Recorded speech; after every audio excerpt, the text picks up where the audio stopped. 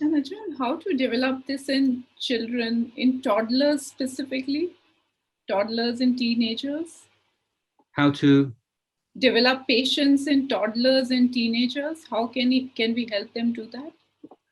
well, again, it's a matter with, the Buddha says that parents reveal the world to their children.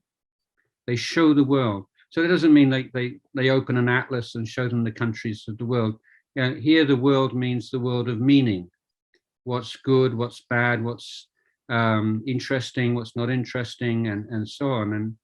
And so as a parent, you want to be showing a world to the children in which being patient is a desirable goal. And so the parents have to model that, but also praising children when they're patient. And and I know parents who brought children up to, just having little rules and making them little games about when they want something. Well, yes, you can have it, but you can't have it until tomorrow, or something. Just making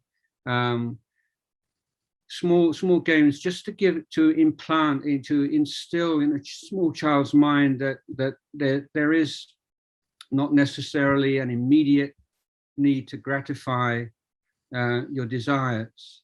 And also, if a child really wants something very much, and the parent says, okay, you can have it tomorrow, for instance, then when tomorrow comes and the parent says, do you still want it? And maybe the child says, don't want it anymore. Or then, how do you feel about it now? Do you feel as excited as you did yesterday? And so you can be teaching the Dhamma to children, just a very simple observation of how your feelings about things change, and how and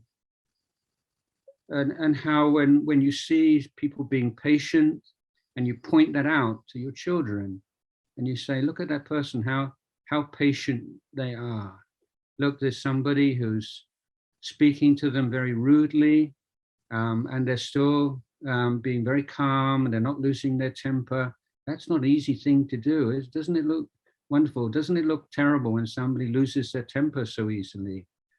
So this is the way that parents and teachers model a world in which patience is an important feature, and one in which they praise the child and they praise patience wherever they see it.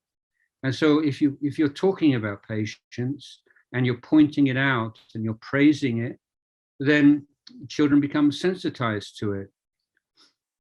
I was talking to teachers in the primary school in which I'm involved in Bangkok, and I said, I think that maybe we emphasize the kind of soft virtues like kindness and compassion and so on a bit too much. It's lost the balance, and we need those kind of more vigorous virtues.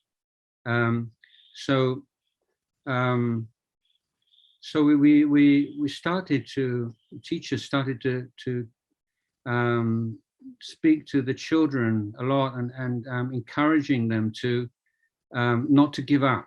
So this is the kind of teaching is, we're Buddhists, we don't give up, and making that part of their identity as Buddhists from the age of 2 or 3 years old. Yeah, this is tough, isn't it? What shall we do? Shall we give up? No, we don't give up. We're Buddhists. We don't give up. We just keep going. And they have a little verse that they can chant and make it fun. And then the last few months, children of I want to go to the school and I meet children, and the teacher says today, all the children want to tell you about the things that they did when they wanted to give up and they didn't. And little boys saying, I was learning the alphabet, and this letter was so difficult and I couldn't do it. And then I just said, I'm not going to give up. And now I can write it.